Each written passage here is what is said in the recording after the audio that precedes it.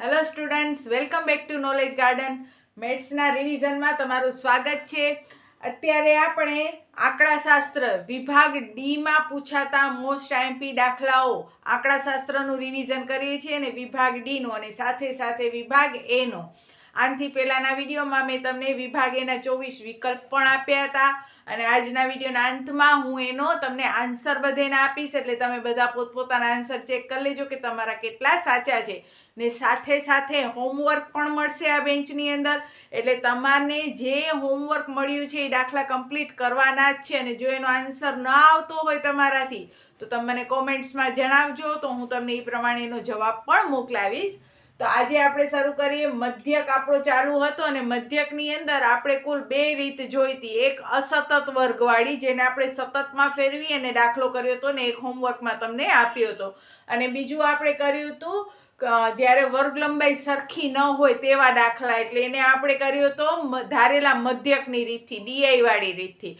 આજે આપણે પદ વિચલનની સાવ સિમ્પલ રીત એક શીખશું અને એક ખુટ્ટી આવૃત્તિ વાળી રીત શીખશું. એટલે આપણા મધ્યકના જે દાખલા છે અહીંયા પૂરા થશે. તો જોઈએ એકવાર સાવ સિમ્પલ દાખલો, જેમાં વર્ગ આપ્યો છે 500 થી 520, 520 થી 540, 540 થી 560, 560 થી 580, 580 થી 600 અને આવૃત્તિ પણ આપી છે. જોઈ શકો છો કે ક્યાંય ખુટ્ટી આવૃત્તિ નથી. દાખલો કરવાથી પહેલા મધ્યકનો દાખલો કરો એટલે એટલી વસ્તુ ધ્યાન રાખવાની, ખુટ્ટી આવૃત્તિ વાળો નથી. પછી જોઈ લેવાનું કે ભાઈ સતત છે કે અસતત. તો જો આંકડા રિપીટ થાય છે એટલે સતત છે, હાલો એ ટેન્શન નીકળી ગયો. હવે જો આની વર્ગ લંબાઈ સરખી છે તો 500, એમાં 20 ઉમેરો તો 520, એમાં 20 ઉમેરો તો 40, એમાં 20 ઉમેરો તો 60, 80, 600, તો 20 20 20 20 વધતા આવે છે, એટલે વર્ગ લંબાઈ પણ કેવી છે? સરખી છે. તો હવે સૌથી પહેલા મધ્યકનો દાખલો છે, એટલે કોઈ પણ મધ્યકની કોઈ પણ રીત હોય, અસતત આવૃત્તિ વાળી હોય, સતત આવૃત્તિ વાળી હોય, ખુટ્ટી આવૃત્તિ હોય, કોઈ પણ રીત હોય, ધારેલા મધ્યકની રીત હોય, એકસાઈ વગર તો ચાલશે જ નહીં. તો સૌથી પહેલા આપણે એકસાઈ શોધી લઈએ. તો 500 વત્તા 520 એટલે 1020. 1020 ના અડધા તો 1000 ના અડધા 500 ને 20 ના અડધા 10, એટલે 1020 ના અડધા 510. હવે અહીંયા 20 20 વધારતા આવો, કારણ કે આપણને ખબર છે આ 20 20 વધતા આવે છે. તો 510 માં 20 ઉમેરો 530, એમાં 20 ઉમેરો 550, એમાં 20 ઉમેરો 570 ને એમાં 20 ઉમેરો 590. પછી યુઆઈ. તો મેં તમને કીધું એ પ્રમાણે જ્યારે ખુટ્ટી આવૃત્તિ ન હોય તો સૌથી પહેલા એક્સાઈના પહેલા જ પદમાં એ ધારી લ્યો. તો તમને જો માઇનસની પ્રોબ્લેમ થતી હોય તો એ તમારી સોલ્વ થઈ જશે, કે માઇનસના આંકડા નહીં આવે એટલે પ્લસ માઇનસમાં ભૂલ થાય ને. તો એ એટલે 0. પછી અહીંયા 0 કરો તો યુઆઈ નો અર્થ શું થાય? તો યુઆઈ એટલે થાય એક્સાઈ માઇનસ એ ને છેદમાં એચ. એટલે આ સૂત્ર પ્રમાણે તમારો આ જ આન્સર આવશે. એટલે એની જગ્યાએ 0 લખી નાખ્યું, જ્યાં એ ધાર્યું છે એમાં કને 0 કરી નાખ્યો. પછી સીધા 1 2 3 4 5 6 7 જેટલા પદ હોય ત્યાં સુધી, આપણા તો 4 સુધી જ છે, એટલે 1 2 3 4 બસ. હવે એફઆઈયુઆઈ આ કરવામાં ખાસ ધ્યાન રાખવાનું એફઆઈયુઆઈમાં, કારણ કે પરીક્ષામાં ઉતાવળ અને ટેન્શન એટલું હોય કે છોકરાઓ કે વિદ્યાર્થીઓ જે હોય એ એક્સઆઈયુઆઈ કરે આવે, લખે એફઆઈયુઆઈ નો ગુણાકાર આના થઈ જતા હોય. એટલે ખૂબ ધ્યાનથી આ દાખલો કરવાનો. 12 × 0 0, 14 એકા 14, 8 દુ 16, 6 તેરી 18, 10 ચોક 40. પછી સિગ્મા એફઆઈયુઆઈ નો સરવાળો કરો, એને સિગ્મા એફઆઈયુઆઈ કહેવાય. તો એનો સરવાળો કરશો તો 88. એફઆઈ નો સરવાળો કરો, જેને સિગ્મા એફઆઈ કહેવાય, એ મળશે તમને 50. હવે સૂત્ર જે મેઇન છે આપણો, એ સૂત્ર લખી, સૂત્રમાં કિંમત લખો. x બાર આપણે શોધવાનો છે, બરાબર એ એટલે કેટલા છે? 510 વત્તા સિગ્મા એફઆઈયુઆઈ કેટલા મળ્યા? 88. સિગ્મા એફઆઈ કેટલા છે? 50. અને h તો જુઓ 20 20 વધતા જાય છે, એટલે h બરાબર 20. તમે જ્યારે પરીક્ષામાં દાખલો કરો ત્યારે બધું પ્રોપર અહીંયા લખવાનું કે ભાઈ આપણો એ 510 છે, h છે 20 છે, સિગ્મા એફઆઈ યુઆઈ 88 છે, સિગ્મા એફઆઈ 50 છે. આવું બધી માહિતી લખવાની, પછી સૂત્ર લખવાનું. અત્યારે રિવિઝન છે, આપણે ઝડપથી ઘણા બધા દાખલા શીખવા છે, એટલે આ બધું મેં ટાળ્યું છે ત્યારે લખવાનું. હવે 88 સિગ્મા એફઆઈ એટલે 50, h એટલે 20, મીંડું ઉડી ગયું. હવે 88 ગુણ્યા 2 કરો. જો આને તો અડવાનું જ નહીં, એમને જ રાખી દેવાનું. 88 ગુણ્યા 2 176, એને ભાગ્યા 5. આ બેનો ભાગાકાર કરો એટલે જવાબ આવશે 35.2. 35.2 માં 510 પ્લસ કરો, સરવાળા સાચા કરવાના, પોઈન્ટની નીચે પોઈન્ટ આવે એવી રીતે કરવાનો. જો ઉપર 510 લખ્યા એમાં પોઈન્ટ નથી તો પોઈન્ટ કરીને 0 કરો, પોઈન્ટની નીચે પોઈન્ટ આવે એવી રીતે જ કરવાનું, નહીતર તમારો જવાબ ખોટો આવે. એટલે 545.2 લખો કે 20 લખો, બે આન્સર એના સાચા કહેવાય. સેમ એવો જ દાખલો આ છે. 100 થી 150, 150 થી 200, 200 થી 250, 250 થી 300, 300 થી 350. જો આંકડા રિપીટ થાય છે એટલે કે સતત છે, અને 50-50 બધેમાં એક સરખા વધે છે ને ખોટી આવૃત્તિ નથી. એટલે સેમ આ જ મેથડ આ દાખલો છે જે તમારે હોમવર્કમાં કરવાનો છે. તો સ્ક્રીનશોટ પાડી લ્યો અથવા ઉતારી લ્યો આ દાખલો કે જે તમને હોમવર્કમાં કરવાનો છે. અને હવે આપણે જોઈએ બીજો એક દાખલો, ખોટી આવૃત્તિનો દાખલો. હવે જોઈએ ખોટી આવૃત્તિ વાળો દાખલો, અને આ દાખલો છે એ બહુ જ મોસ્ટ આઈએમપી છે પરીક્ષા માટે. અહીંયા કને તમે જોશો ને તો ખોટી આવૃત્તિની સાથે સાથે અસતત વર્ગ પણ આપેલો છે. જો અહીંયા કને આંકડા રિપીટ નથી થતા, આંકડા રિપીટ નથી થતા એનો મતલબ કે આ અસતત વર્ગ છે. અને પ્લસમાં તમે એની આવૃત્તિ જોશો તો બે આવૃત્તિ ખોટી આવૃત્તિ છે, બે આવૃત્તિ ખોટી છે, એટલે કે બે આવૃત્તિ તમારે શોધવાની છે. આ દાખલો બોર્ડની પરીક્ષા માટે તો મોસ્ટ આઈએમપી છે. તો જુઓ અહીંયા કને આ વર્ગ આપ્યો છે, તો સૌથી પહેલું કામ આપણે શું કરશું, વર્ગ અસતત છે તો એને સતતમાં ફેરવશું. એટલે પહેલી રકમ જે અદશીમાં છે 0, એમાંથી 0.5 બાદ કરવાના. હવે 0 માંથી જ્યારે આપણે કોઈ પણ રકમ બાદ કરીએ તો એ માઇનસમાં આવે, તો 0 માંથી 0.5 બાદ કરો તો માઇનસ 0.5, અને 4 માં 0.5 ઉમેરો એટલે 4.5. પહેલી જે રકમ છે એમાંથી 0.5 બાદ કરો, બીજી રકમમાં 0.5 ઉમેરો. બસ પહેલા વર્ગમાં એવી રીતે કરી લીધા, પછી રિપીટ કર્યા કરો. હવે 4.5 અહીંયા લખી, 9 છે એની પાછળ 0.5, વળી 9.5 લખી, 14 ની પાછળ 0.5, વળી 14.5 એમને લખી, 19.5, 19.5 પાછો રિપીટ કરીને 24.5, 24.5 રિપીટ કરી, પાછો 29.5. એ રીતે તમે ક્રમ જાળવતા આવો એટલે આપોઆપ તમારો તાલમેલ થતો આવે. હવે FI જે આપણને આપી દીધી છે, સૌથી પહેલા આપણે FI નો સરવાળો કરવાનો, અને એનો સરવાળો આવશે 87. x પ્લસ y અલગથી એમાં ઉમેરવાના. x અને y સિવાય બધી રકમનો સરવાળો 87 પ્લસ x પ્લસ y, જેને આપણે સિગ્મા FI કહીએ છીએ. અને મેં હમણાં કીધું એ પ્રમાણે મધ્યકની કોઈ પણ રીત હોય xi વગર તો ચાલે જ નહીં. તો સૌથી પહેલા આપણે xi શોધશું. હવે જો પોઈન્ટ વાળામાં કદાચ તમને xi શોધવામાં પ્રોબ્લેમ થતી હોય, ઘણા બધા વિદ્યાર્થીઓને પ્રોબ્લેમ થતી હોય, ને એમાં વળી આ તો પાછો માઇનસનો આંકડો છે તો વધારે પ્રોબ્લેમ થાય, તો તમે અહીંયાથી પણ મધ્યક શોધી શકો છો. 0 ને 4 એટલે 4, 4 ના અડધા 2, બરોબર. આ બેનો સરવાળો કરીને અડધા કરશો તો પણ 2 આવશે, આ બેનો સરવાળો કરીને અડધા કરશો તો પણ 2 જ આવશે. તો તમને જો અહીંયાથી ન ફાવતું હોય તો તમે આ જે રકમ છે એમાંથી પણ મધ્યક શોધી શકો છો, એટલે કે મધ્ય કિંમત xi શોધી શકો છો. તો 0 ને 4, 4 ના અડધા 2.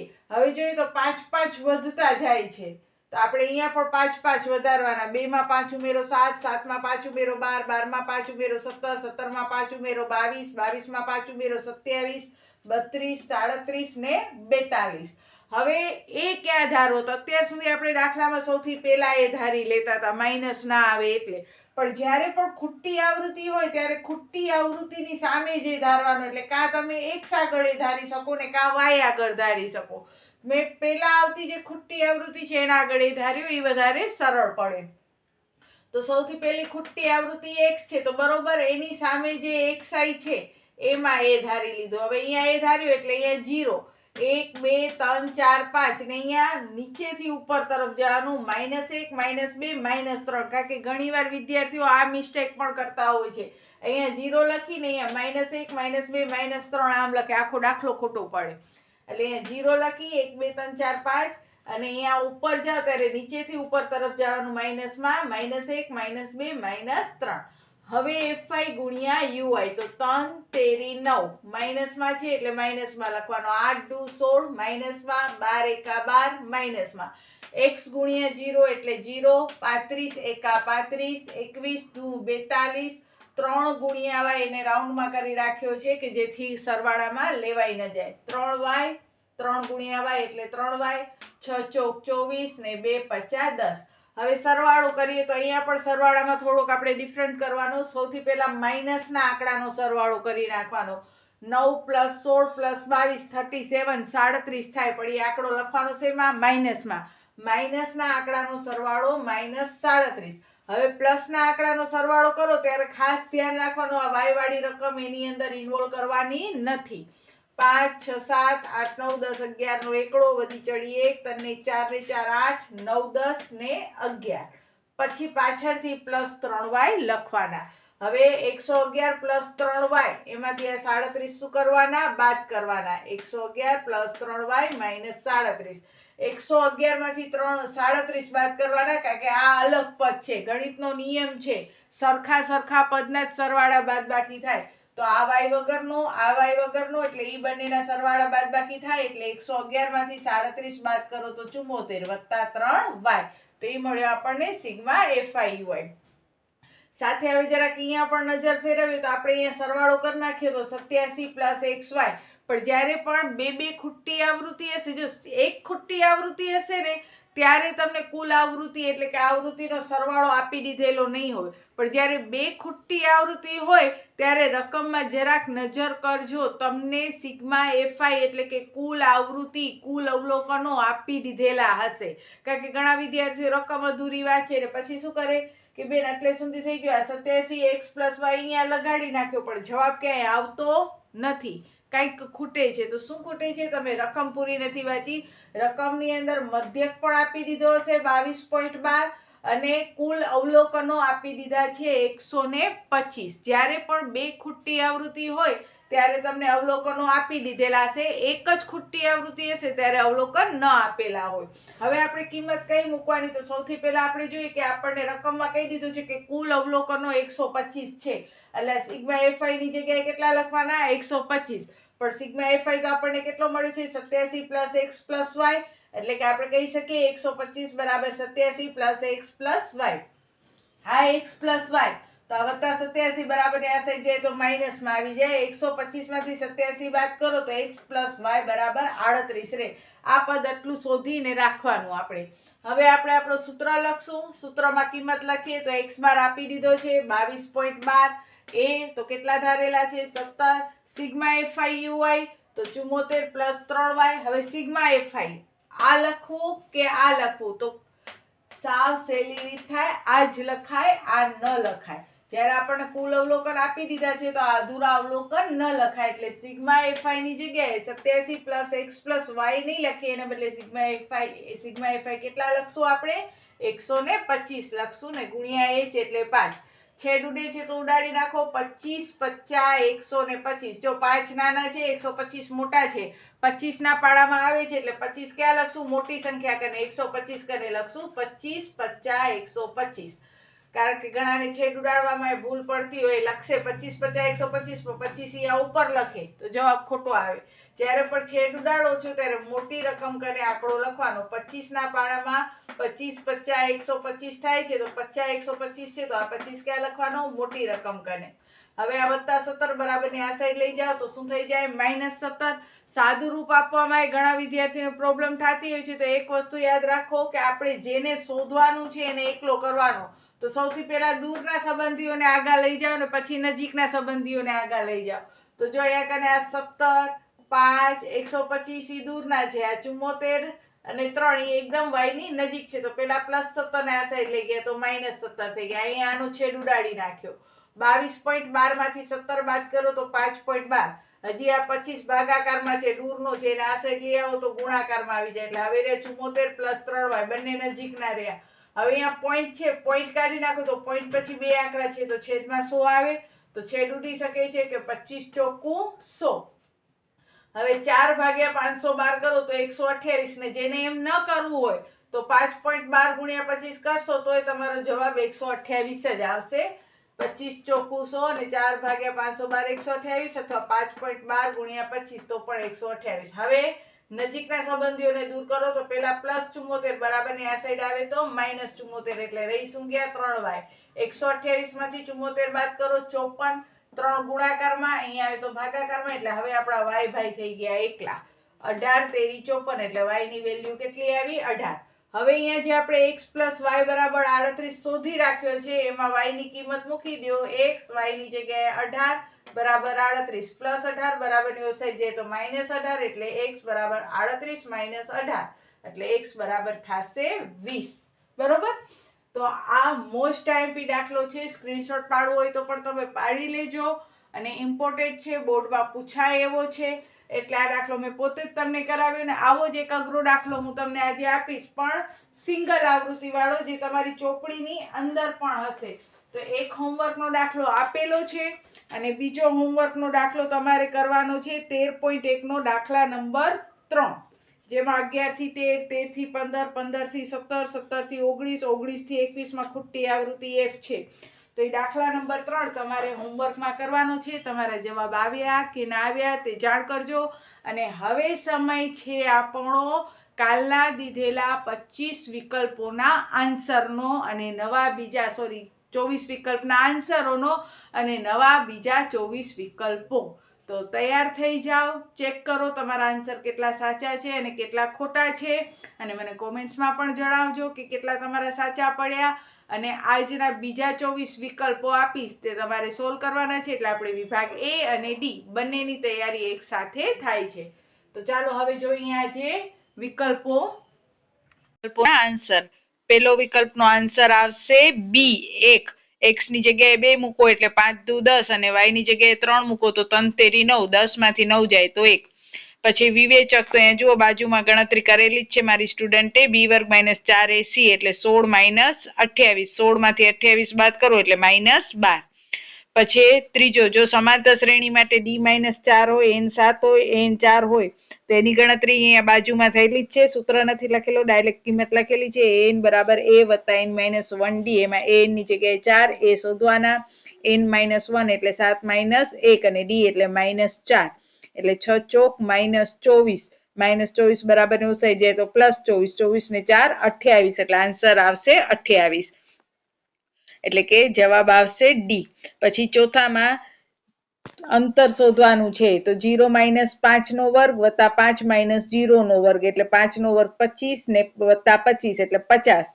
હવે 50 આવ્યો એટલે જવાબ શું આવશે? તો જવાબ આવશે 5 વર્ગમૂળમાં 2, બરોબર, કારણ કે 25 દુ 50, 25 ને 12 કાઢો તો 5, અને વર્ગમૂળ 2 રહી જાય અંદર. અંતરના સૂત્રથી આ દાખલો કરવાનો. x1 માઇનસ x2 આખા કૌંસનો વર્ગ વત્તા y1 માઇનસ y2 આખા કૌંસના વર્ગના સૂત્રથી.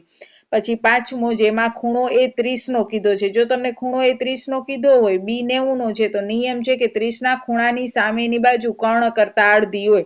તો 30 ના સામેનો 30 નો ખૂણો જે છે એની સામેની બાજુ BC છે, તો BC 20 છે, તો એનો મતલબ એ કર્ણથી અડધી છે, એટલે કે કર્ણ AC થી અડધી છે, એટલે AC કેટલા આવે? 40 આવે. હવે સેકન્ડ નંબર ઉપર 40 આવવો જોઈએ AC માં. પેલી ખાલી જગ્યા આપણને AB પૂછી છે, તો હવે કર્ણ 40 છે, પાસેની બાજુ 20 છે, તો પાયથાગોરસ થી શોધીએ તો સામેની બાજુ આપણને મળશે 20 વર્ગમૂળ 3, એટલે પેલો જવાબ 20 વર્ગમૂળ 3 અને બીજો જવાબ 40, એટલે જવાબ આવશે એ 20 વર્ગમૂળ 3 અને 40. પછી 20 અવલોકનોનો મધ્યક 38 છે. જો દરેક અવલોકનમાં 6 ઉમેરીએ અને તેથી મળતા પરિણામ 4 વડે ભાગીએ તો કયો અવલોકન મળે? અહીંયા જે આન્સર છે એ ખોટો ટીક કરેલો છે. મધ્યક 38 કીધું છે, તો જ્યારે પણ તમને મધ્યક આપી દીધેલો હોય ને એમાં કઈ ઉમેરવાનું કે બાદ કરવાનું કે ત્યારે તમને આની અંદર જે રકમ આપી છે એમાં જ પ્લસ માઇનસ કરવાના.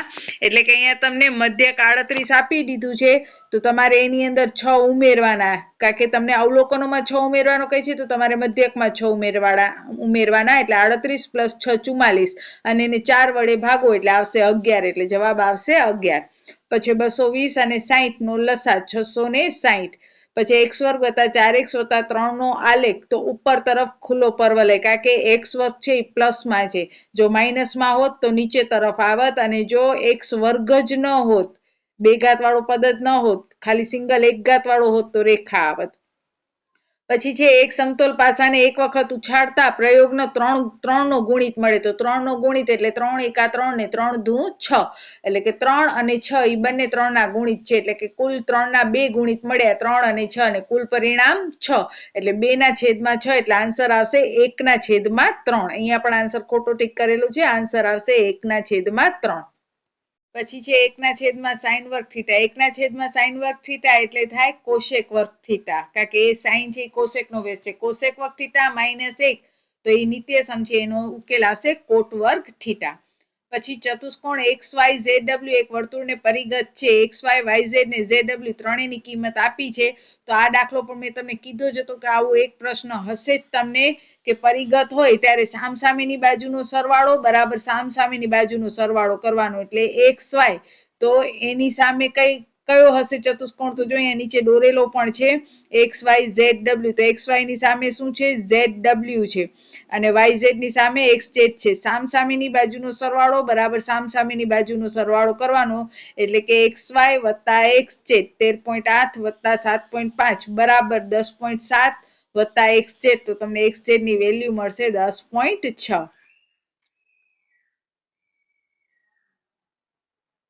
પછી પ્રથમ n પ્રાકૃતિક સંખ્યાઓનો મધ્યક તેનો સૂત્ર છે n વત્તા 1/2.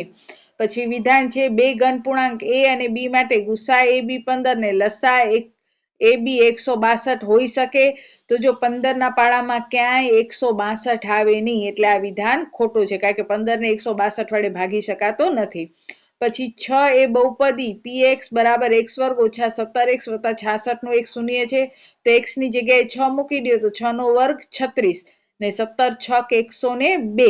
હવે 36 ને 66 નો સરવાળો કરો તો 6 6 12 ને 10 102 પ્લસ ને 102 માઇનસ તો જવાબ 0 થઈ જાય છે એટલે આ વિધાન સાચું છે. 13મું વિધાન ખોટું છે.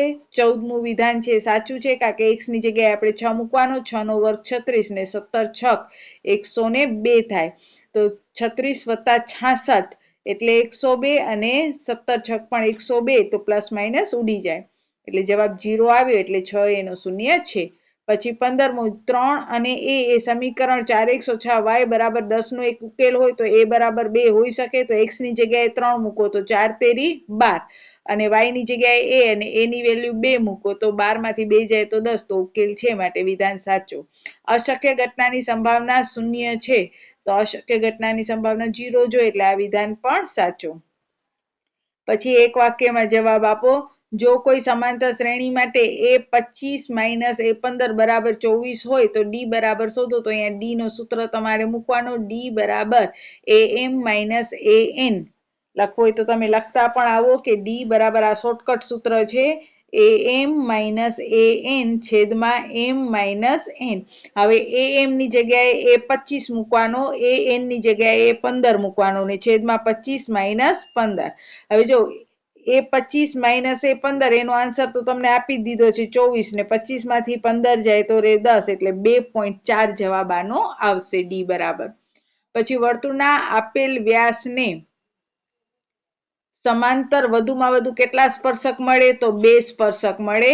400 ખમીસના એક જથ્થામાંથી ખામીયુક્ત ખમીસ પસંદ થાય તેની સંભાવના 0.035 હોય તો જથ્થામાં રહેલા ખમીસોની સંખ્યા શોધો તો સૂત્ર મૂકો. પેલા લખશું આપણે p of a બરાબર ખામીયુક્ત ખમીસની સંખ્યા જે આપણે શોધવાની છે અને છેદમાં કુલ એટલે 400 એટલે તમારો જવાબ આવશે 0.035 ગુણ્યા 400 કરવાનો. પોઈન્ટ કાઢી નાખવાના તમારે તો તમારો આન્સર આવશે એની અંદર 13 ખમીસની સંખ્યા આવશે. સંભાવનાનું જે સૂત્ર છે 0.035 બરાબર ખામીયુક્ત ખમીસની સંખ્યા છેદમાં 400 એટલે 0.035 ગુણ્યા 400 એટલે જવાબ 13 આવવો જોઈએ. પછી નીચેના કોઈ પણ માહિતી માટે તેના દરેક અવલોકનોના મધ્યકમાંથી લીધેલ વિચલનનો સરવાળો કેટલો હોય છે. કોઈ પણ માહિતી માટે તેના દરેક અવલોકનમાંથી લીધેલા વિચલનનો સરવાળો કેટલો હોય તો 0 હોય. પછી છે લંબઘનનું પાર્શ્વપૃષ્ઠોનું પૃષ્ઠફળ. પાર્શ્વ એટલે 4 બાજુનો પૃષ્ઠફળ એટલે ક્ષેત્રફળ ગુણ્યા ઊંચાઈ આવશે એનો જવાબ. પછી શંકુનું ઘનફળ તો 1/3 પાયાનું ક્ષેત્રફળ ગુણ્યા ઊંચાઈ. પછી વૃત્તાંશ તો જીવા અને તેના બંનેમાંથી કોઈ પણ ચાપ વચ્ચેનો પ્રદેશ. જો વૃત્તાંશ હોય એક વૃત્તખંડ આવે ને એક વૃત્તાંશ આવે તો 2 ત્રિજ્યા અને એક ચાપથી બને બરોબર. કોઈ પણ ચાપ હોઈ શકે એ. પછી વૃત્તખંડ તો 2 ત્રિજ્યા વૃત્તાંશ છે એની અંદર આવશે 2 ત્રિજ્યા અને વર્તુળની ચાપ વચ્ચે ઘેરાયેલો પ્રદેશ અને વૃત્તખંડની અંદર આવશે જીવા અને તેના કોઈ પણ એક ચાપ. એટલે વૃત્તખંડની અંદર આવશે 24માની અંદર આવશે સી અને 23માની અંદર આવશે એ.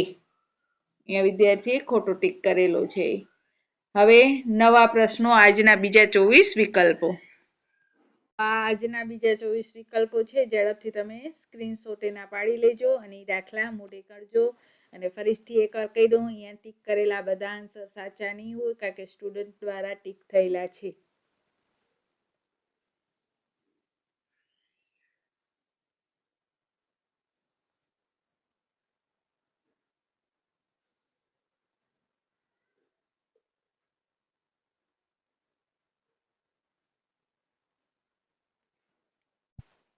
જરાક ફોટો ઝાંખો આવેલો છે, પણ તમને દેખાય તો જશે, વાંધો નહીં આવે. ઝૂમ કરી અને જરાક જોઈ લેજો. અને આ બધા જ જે ક્વેશ્ચન છે એ તમે પ્રેક્ટિસ કરજો. તો બસ આજના વિડીયોમાં આટલો જ. અંતે એટલું જ કહીશ, સૌ વિદ્યાર્થીઓ ભણે, સૌ આગળ વધે. જય હિન્દ, જય ભારત.